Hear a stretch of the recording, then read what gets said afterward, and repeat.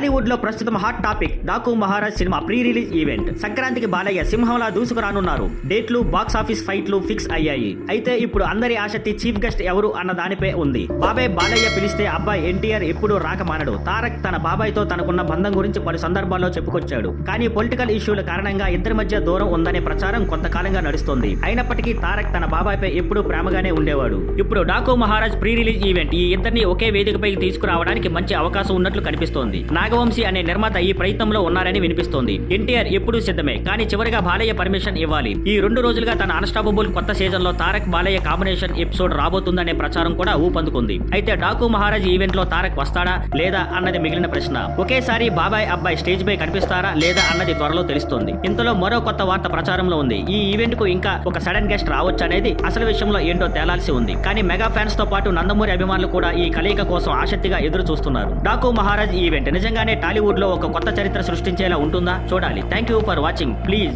Like, share and subscribe.